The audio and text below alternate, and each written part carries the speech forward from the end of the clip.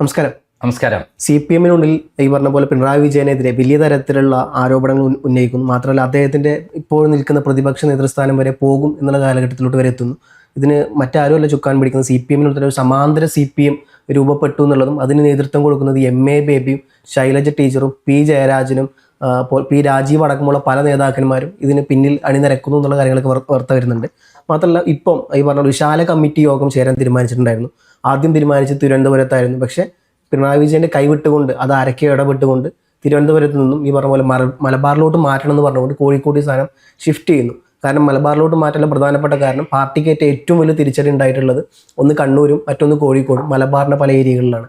CPM അമ്പാടെ ഇല്ലാണ്ടാകുന്നത്. പ്രത്യേകിച്ച് മലപ്പുറം ജില്ലയിലാണെങ്കിൽ പോലും നിലമ്പൂർ അടക്കമുള്ള ഏകദേശം 3ഓളം മണ്ഡലങ്ങൾ എക്കാലത്തും ഒരു സ്വാതന്ത്ര്യം നിർത്തി കഴിഞ്ഞാൽ കിട്ടാവുന്നതേ ഉള്ളൂ.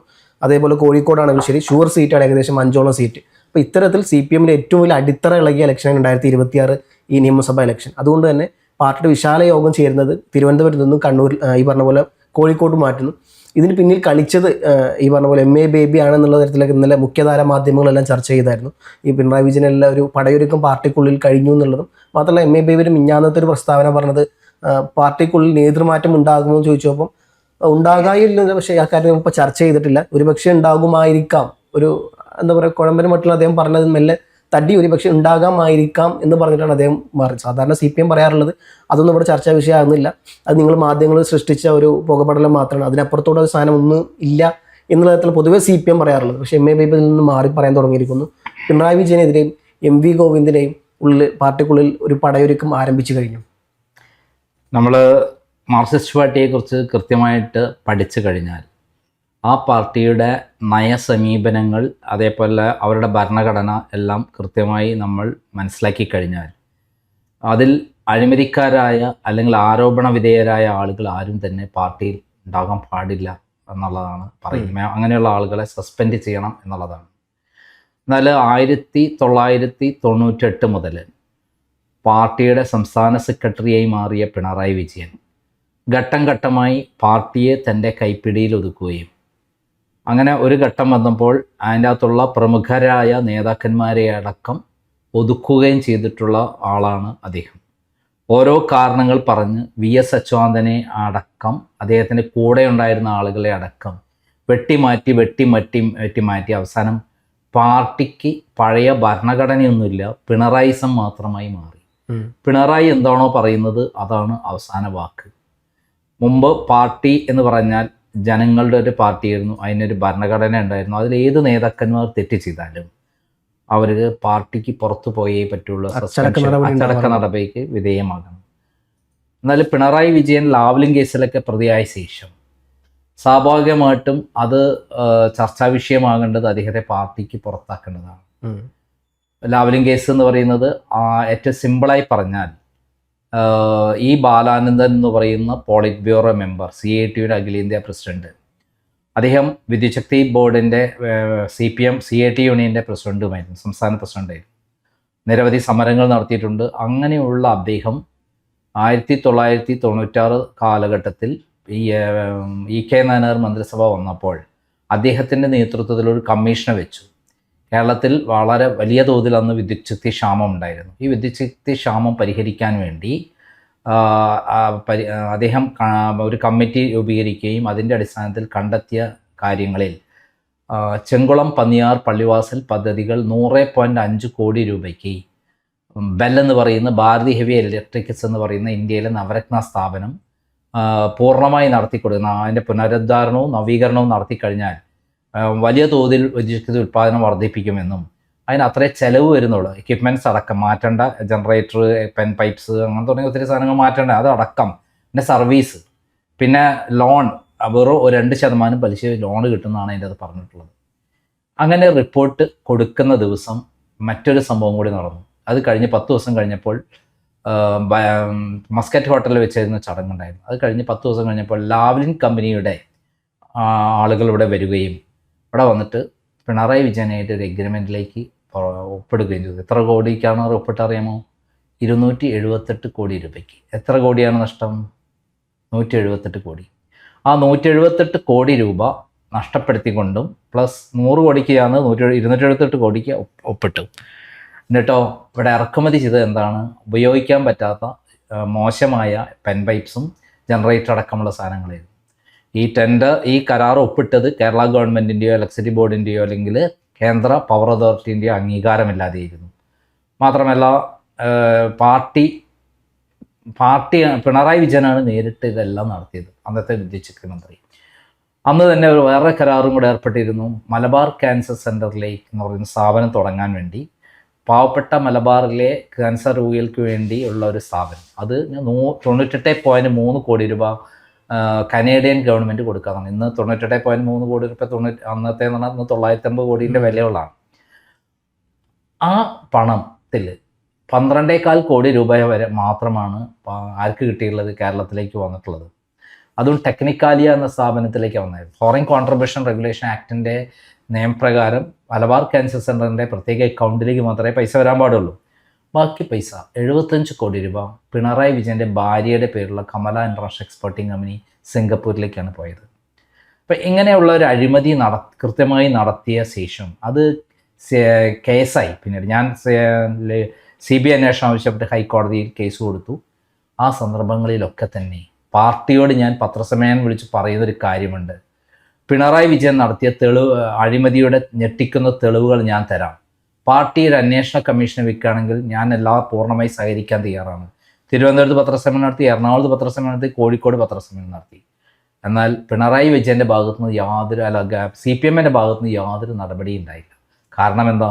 അപ്പോഴത്തേക്കും പിണറായി വിജയൻ്റെ കൈപ്പിടിയിൽ ഒതുങ്ങിയിരുന്നു പാർട്ടി, CPM എന്നുള്ള പാർട്ടി. പിന്നെ ആ പാർട്ടി എന്തിനാണ് ഉപയോഗിക്കുന്നതെന്ന് വെച്ചാൽ പിണറായി വിജയൻ്റെ ഒരു ഉപകരണമായി ആ പാർട്ടി ഉപയോഗിക്കുന്നു. ഇത്രയും കാലം പിണറായി വിജയൻ നടത്തുന്ന കോടാനുകോടി രൂപയുടെ തട്ടിപ്പിൻ്റെ വെട്ടിപ്പിൻ്റെ ഞെട്ടിക്കുന്ന കാര്യങ്ങൾ പുറത്തു വരാതിരിക്കാൻ, ആരെങ്കിലും അതിനെതിരെ ശബ്ദിച്ചാൽ അത് അവരെ ഒതുക്കാനും കള്ളത്തരം ചെയ്യാനും മറയാക്കാനുള്ള ഒരു പാർട്ടിയായി മാറി. അതിൽ പിണറായി വിജയൻ പാരലായിട്ടൊരു വിങ്ങിനെ ഡെവലപ്പ് ചെയ്തെടുത്തു. എല്ലാ ബ്രാഞ്ച് തലത്തിലുള്ള ഒരാളുണ്ടാവും, പിണറായി വിജയൻ്റെ ആളുണ്ടാവും. അവിടെയുള്ള ഗുണ്ടാ മാഫിയ ഉണ്ടാവും. ഒരു ഗുണ്ടാ മാഫിയ ആയിരിക്കും അവിടെ ഭരിക്കുന്നത്. പോലീസ് സ്റ്റേഷനിൽ ഒരാളുണ്ടാവും, അവിടുത്തെ കോൺസ്റ്റബിൾ ആവും. അതേപോലെ റവന്യൂ വകുപ്പിൽ ഒരാളുണ്ടാവും. ഈ നമ്മളെ നാട്ടിലെ താഴേക്കടയിലടക്കം മണ്ണ് നികത്തലും പാറ പൊട്ടിക്കലും അതുപോലെയുള്ള എല്ലാ കാര്യങ്ങളിലും പോലീസ് സ്റ്റേഷനിൽ കേസ് ഒതുക്കലും അങ്ങനെ തുടങ്ങിയ എല്ലാ ഇതിലും പണമുണ്ടാക്കുന്ന പരിപാടിയായി മാറിയ ഈ ഗുണ്ടാ മാഫിയ സെറ്റപ്പിന് കേരളത്തിൽ അവരാണ് പാർട്ടിയെ പിന്നെ നിയന്ത്രിക്കുന്നത്. സാധാരണ പാർട്ടിക്ക് യാതൊരു ബന്ധവുമില്ല അദ്ദേഹത്തെ തീർന്നു. 98 കാലഘട്ടം മുതൽ പിണറായി വിജയൻ ആള് പാർട്ടി ഹൈജാക്ക് ചെയ്ത് കൊണ്ടുവന്ന അവസാനം ഈ 2026 ആകുമ്പോഴേക്ക് പാർട്ടി കംപ്ലീറ്റ് പിണറായി വിജയന്റെ കയ്യിൽ ഒതുങ്ങി. പാർട്ടി അണികൾക്ക് യാതൊരു ബന്ധവുമില്ല. ഇവരാണ് പിന്നെ കേരളം ഭരിക്കുന്നത്, പാർട്ടിയെ ഭരിക്കുന്നത്. ഇങ്ങനെ പോയി ഇപ്പോൾ അവസാനം ജനങ്ങൾ അവസാനം എന്ത് ചെയ്തു? പാർട്ടി അണികൾക്ക് ബോധ്യമായി പിണറായി വിജയൻ കള്ളനാണെന്നും തട്ടിപ്പുകാരനാണെന്നും മനസ്സിലാവുകയും അദ്ദേഹം കുടുംബത്തിന് വേണ്ടിയിട്ടാണ് പാർട്ടിയെ ഇതാക്കുന്നത് മനസ്സിലാക്കി തോൽപ്പിച്ചു വിട്ടു. അതിൻ്റെ ഏറ്റവും വലിയ പ്രതിഫലനമാണ് പയ്യന്നൂരിലും അതേപോലെ തളിപ്പറമ്പിലും അതേപോലെ തൃക്കരിപ്പൂരിലും. തൃക്കരിപ്പൂർ 50 വർഷം പാർട്ടി മാത്രം ജയിച്ച ഈ സീറ്റാണ്. ഈ കേന്ദ്രനെ പോലുള്ള ആളുകൾ ജയിച്ച സ്ഥലമാണ് കാസർഗോഡ്.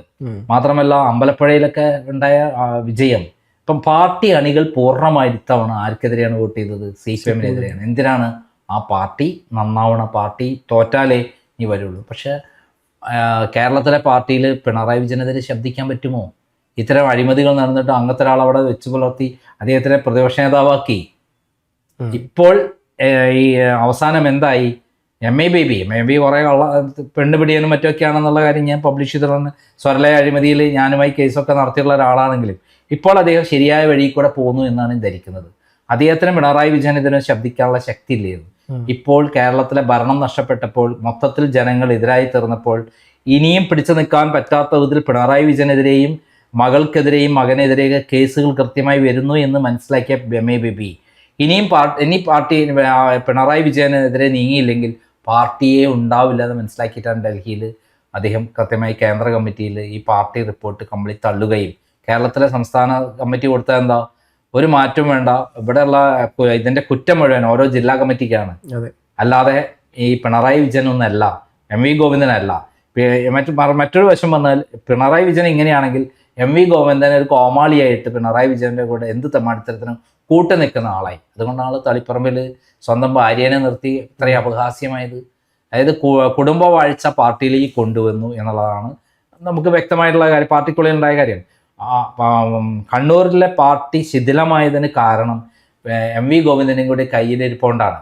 അപ്പം ഇതിനെ രക്ഷപ്പെടുത്താൻ ഒരേ ഒരു വഴിയുള്ളൂ, ഇവരെ ഒഴിവാക്കിക്കൊണ്ട് കാര്യങ്ങൾ മുന്നോട്ട് നീങ്ങുക എന്നുള്ളത്.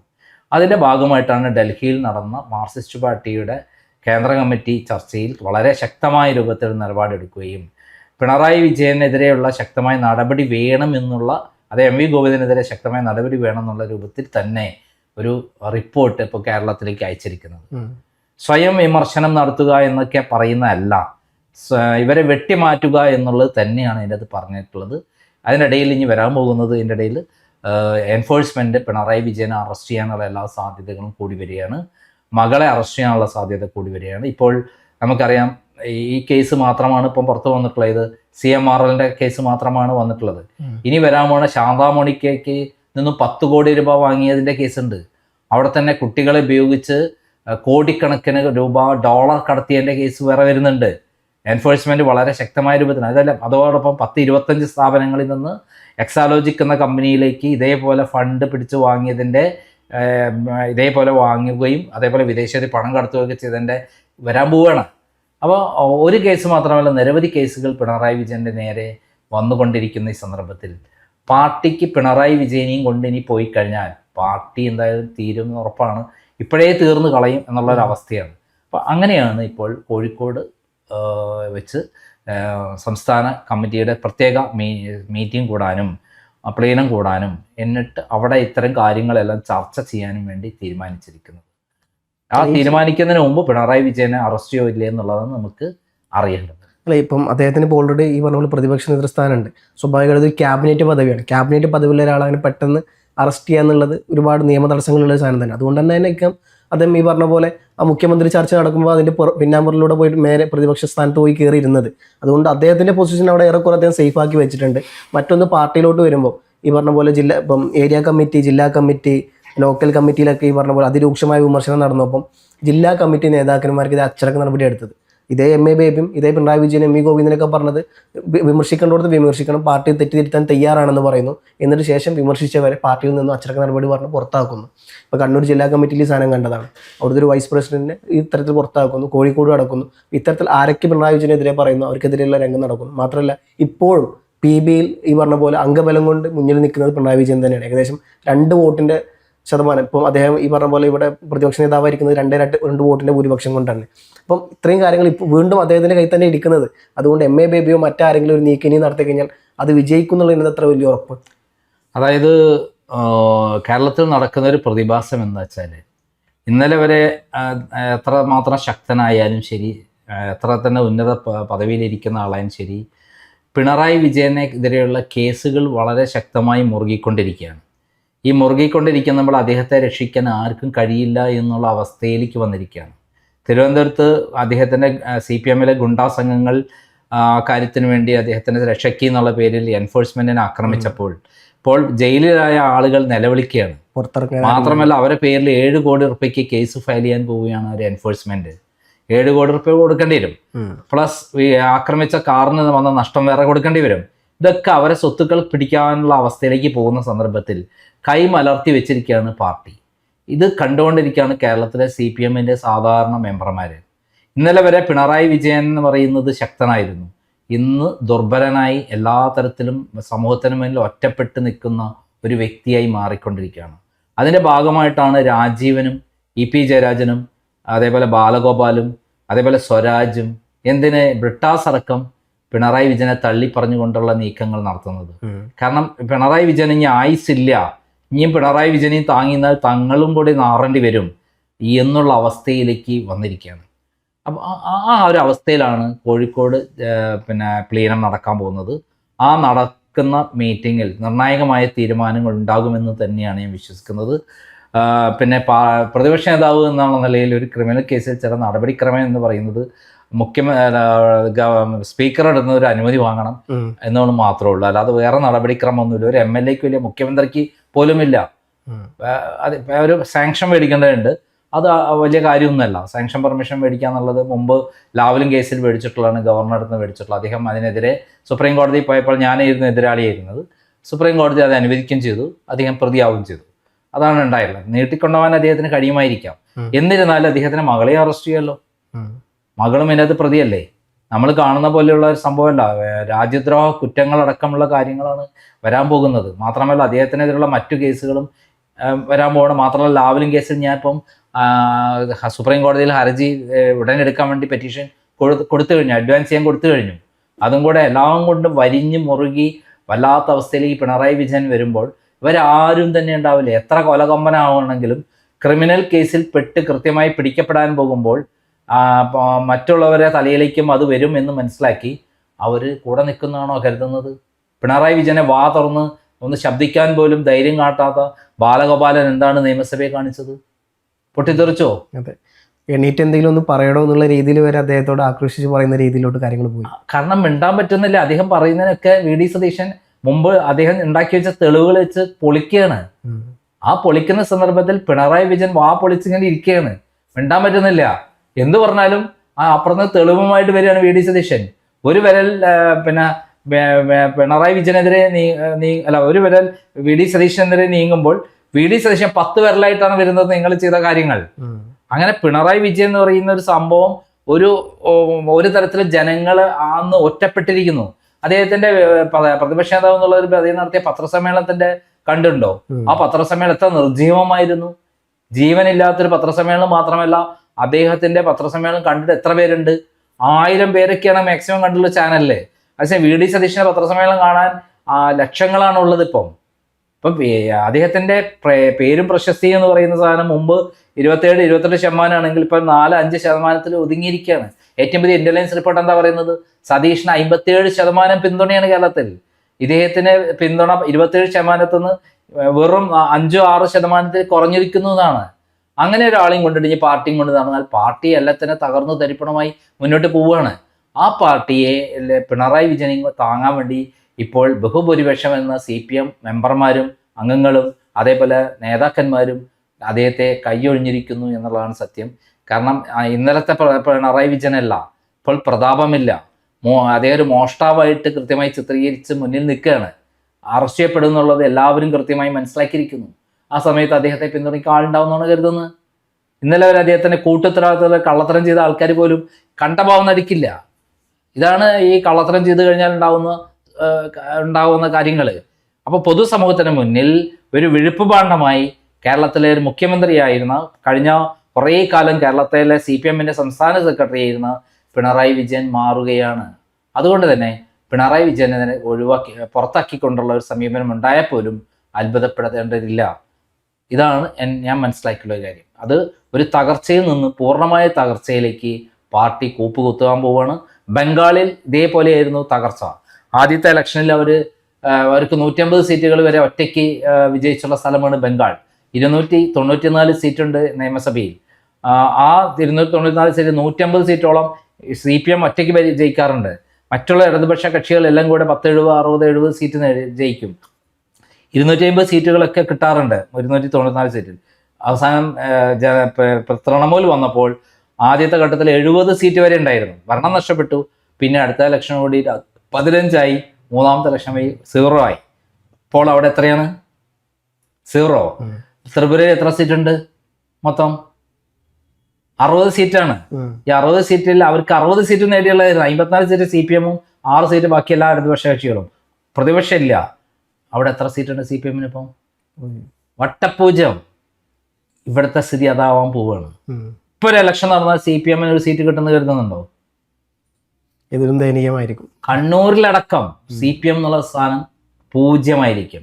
ഈ അവസ്ഥയിൽ പിണറായി വിജയനെ പുറത്താക്കും എന്ന് തന്നെയാണ് ഞാൻ വിശ്വസിക്കുന്നത്. പിണറായി വിജയനെ സമ്പൂർണ്ണമായി പ്രതിപക്ഷ സ്ഥാനത്ത് നീക്കം ചെയ്യും. അതോടൊപ്പം അദ്ദേഹത്തെ പാർട്ടിയിൽ നിന്ന് പുറത്താക്കിയില്ലെങ്കിൽ പാർട്ടി അതോടെ പെട്ടെന്ന് ഇല്ലാതാവുകയും ചെയ്യും.